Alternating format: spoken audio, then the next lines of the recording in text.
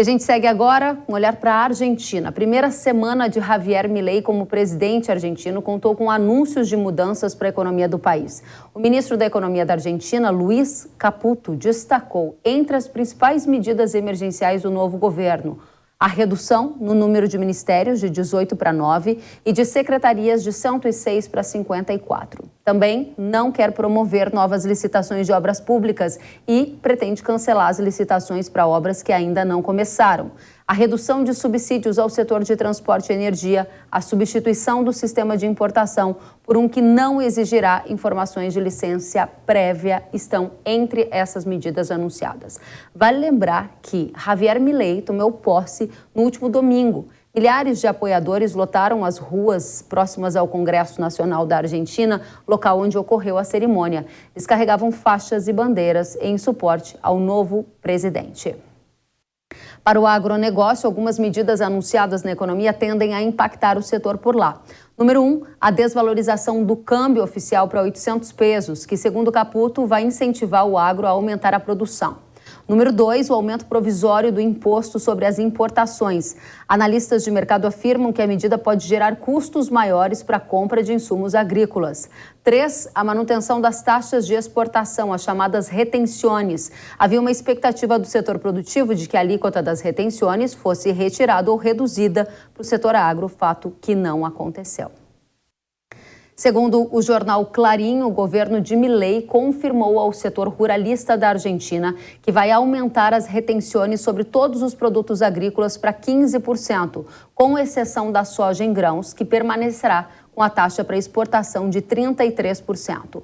Hoje, milho e trigo têm taxas de 12% e carne bovina 9%. A proposta teria que passar ainda pelo Congresso. No Instagram, a Confederação Rural Argentina postou uma foto do encontro com o secretário e escreveu no título: "Rechaçamos o plano de retenções". Na imagem, a entidade do agro disse que expressou claramente a rejeição às retenções, uma vez que, entre outros aspectos negativos, elas significam um golpe mortal para as economias regionais.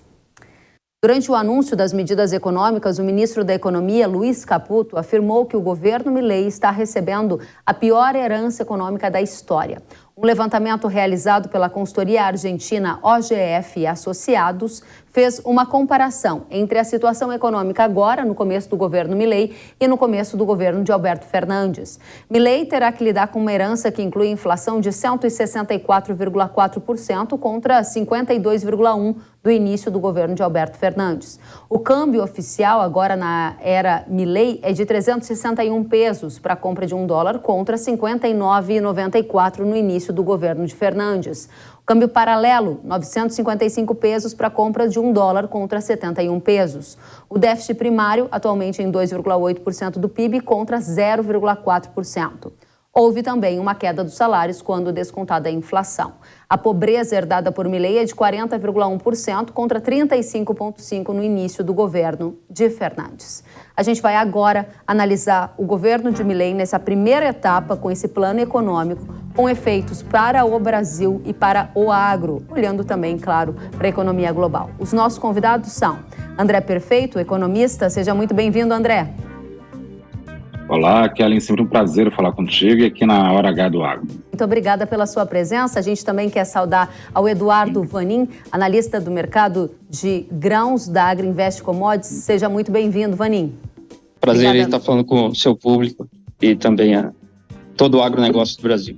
Obrigada, Vanin, pela presença. André, começo com você. O anúncio das medidas econômicas nessa primeira semana de governo Milei indica que ele está na direção certa para tirar a Argentina da crise? Olha, o tipo de política que ele está fazendo é uma política de cunho bastante ortodoxo. Isso daí implica dizer no seguinte sentido, né? Políticas ortodoxas são políticas do lado não da demanda, né? Mas do lado de tentar incentivar a oferta. Mas a curto prazo, o que a gente vai ver, uma desaceleração econômica bastante evidente, né? A economia argentina deve sofrer com essas medidas a curto prazo, né? Na expectativa é que a longo prazo você gere as condições para avançar melhor. Quer ver um exemplo disso? Só de tirar de 400 para 800 pesos do dólar, o efeito disso da inflação por lá vai ser bastante evidente. As medidas que tangenciam o agro também, né, como a questão do aumento do imposto de importação, né, Kelly? Isso daí também vai encarecer produtos por lá. E ele está fazendo uma política bastante agressiva de corte de gastos de estados, que, enfim, pode ter um efeito positivo, mas insisto, só no médio e longo prazo, a curto prazo não tem como funcionar isso de forma de gerar mais PIB, né? Que também vai diminuir a demanda. Então, todas as medidas que ele atua é no sentido de diminuir a demanda para liberar esta demanda ou essa necessidade de forma mais eficiente dentro da iniciativa privada. A curto prazo, a transição, sem dúvida nenhuma, é dolorosa. Então, isso daí impacta o Brasil no seguinte sentido. A gente deve ter, além, se de um lado ele facilitou a questão das importações, tirando toda aquela parte burocrática, que era uma espécie de tentar burlar as regras do Mercosul, em alguma medida talvez tenha esse sentido, né? Agora, além de aumentar o imposto, os argentinos vão estar com menos renda e com mais impostos. Então, é um esforço muito dolorido que a Argentina está fazendo, e eu acho que o Milei foi até bastante claro, né, bastante honesto, já na posse dele, falando dos tempos difíceis que eles vão viver ao longo dos próximos meses. Então, vamos ver se vai funcionar, né, Kelly? Não dá para eu garantir nada aqui agora, né, no sentido de que eles estão querendo alterar profundamente o jeito que o Estado argentino funciona. Realmente é bastante interessante a gente perceber as medidas que você coloca como direção correta nessa perspectiva, mas elas levam tempo, né? E elas têm um custo, uma dor para a sociedade argentina, e aí a gente vai precisar observar o apoio que ele vai continuar a ter nesse primeiro ano de governo. Vanin, eu passo para você a segunda pergunta. A gente estava falando aqui sobre desvalorização do peso. Que tipo de efeito isso traz para o agro? Bom, a desvalorização se espera a diminuição da diferença para o peso blue, que é o peso paralelo. E essa diferença ela é bastante grande, ela representa a expectativa do mercado, dos argentinos quanto à inflação projetada, como você citou ali, 160%. Então, é uma expectativa de que o produtor venha fazer o que a gente chama de farmer selling, que é a venda do produtor, isso principalmente para a soja e para o milho. No caso do milho, a Argentina já é muito competitiva devido ao tamanho da safra, e no caso da soja também tudo indica uma grande safra, mas o produtor argentino está muito pouco vendido. Então a expectativa do mercado, e o mercado está precificando através do farelo de soja que tem caído, através do milho também, nos prêmios lá na Argentina, a Argentina está bem agressiva, e aí tudo isso o mercado está precificando que o produtor argentino vai ser mais vendedor com essas medidas, e a principal delas, a questão da desvalorização. Vai ser essa perspectiva de tempo que eu gostaria de entender. À medida que há essa desvalorização do peso, já houve um aumento no volume de oferta de grãos que impacta na formação de preço do mercado global, ou significa isso ainda para 2024, numa perspectiva mais de médio e longo prazo, Vanin? Bom, a gente já de quarta-feira para cá, quinta-feira, ontem, hoje, então nós já vemos mais ofertas de soja na Argentina.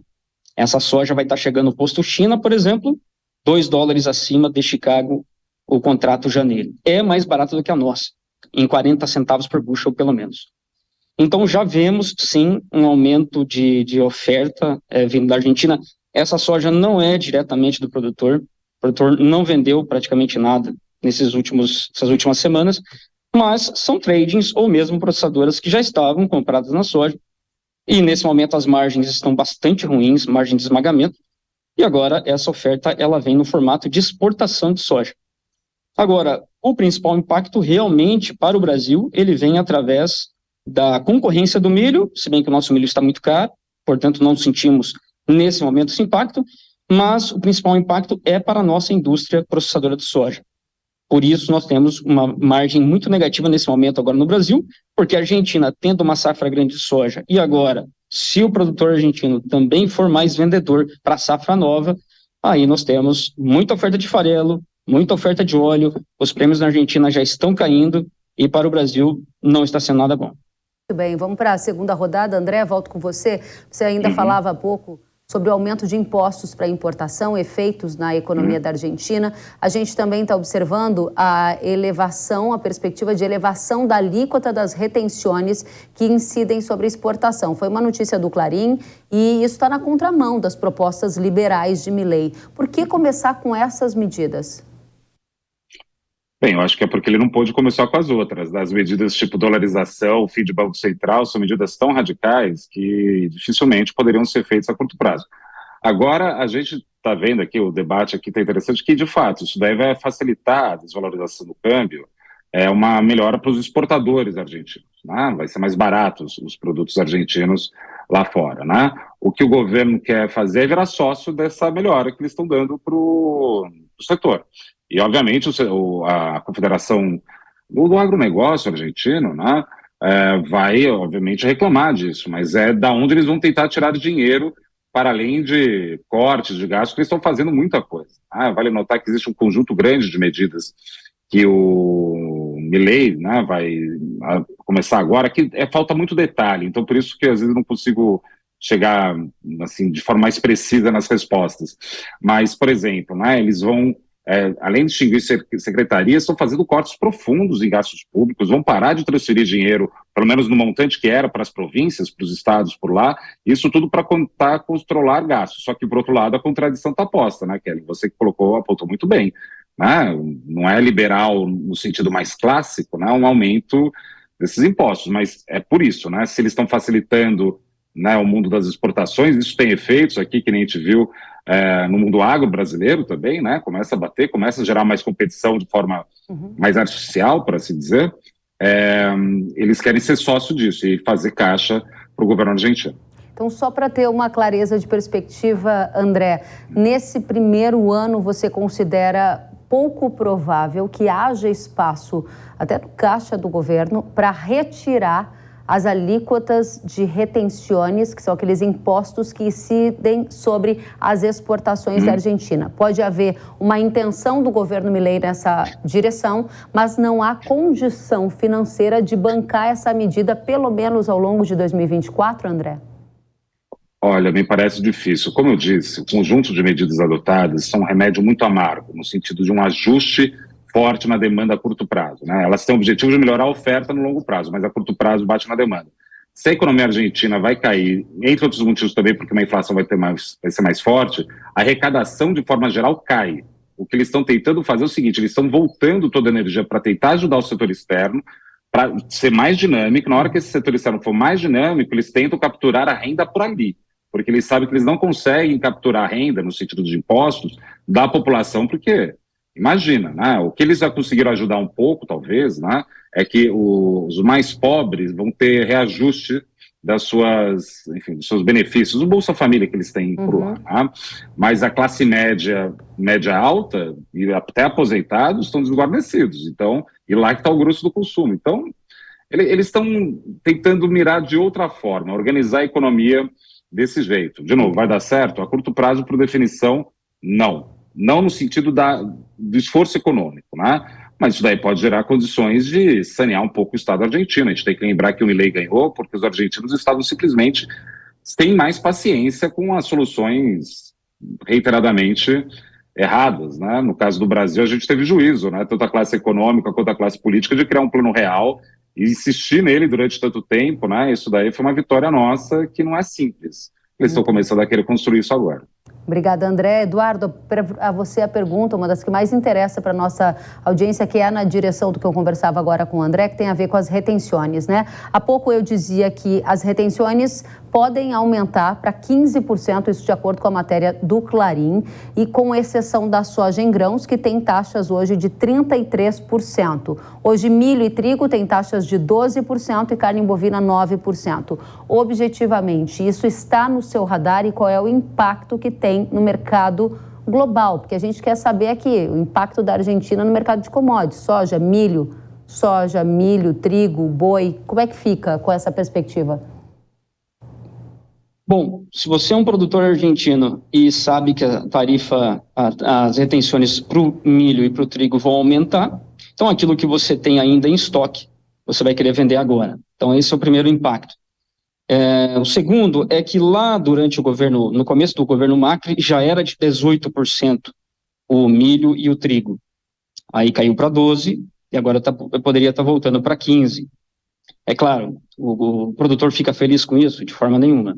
Para a soja, 33% deve continuar assim. Eu não acho que vai reduzir. Se for reduzir, tem que ser escadinha de uma forma gradual ao longo dos próximos anos. Como também havia um plano parecido durante o governo Macri e que foi realmente colocado em prática. Então, tudo isso depende muito da questão aí, como o André falou, da economia melhorar. Porque hoje, se a gente for pensar, o produtor argentino, ele é sempre vendedor de milho e trigo. Serve para ele pagar suas contas. Agora, no caso da soja, é a sua poupança e a sua garantia contra a inflação. Portanto, vender soja na Argentina é uma questão de confiança. Se o produtor argentino confiar que a inflação no tempo vai cair, e é o peso blue que vai nos dizer isso, é o sentimento mais rápido, então aí eu acredito que o produtor argentino vai ser um vendedor de soja mais agressivo, essa soja vai para a indústria, e a indústria vai ser uma vendedora agressiva de farelo e de óleo. E aí, como eu falei lá no começo, isso já está sendo negativo para a nossa margem de esmagamento.